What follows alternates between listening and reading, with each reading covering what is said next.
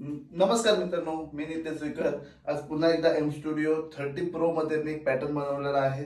तर याच्यामध्ये एक पॅटर्न बनवला आहे, तो संबळचा आहे, पण याच्यामध्ये मी संबळ मिक्स ताशा वगैरे असा ऍड केलेला आहे. तर हा पॅटर्न तुम्हाला कसा वाटतं हे नक्की सांगा. लाईक करा, शेअर करा आणि फॉलो करायला विसरू नका. चला चालू करूया. 1 2 1 2 3 4.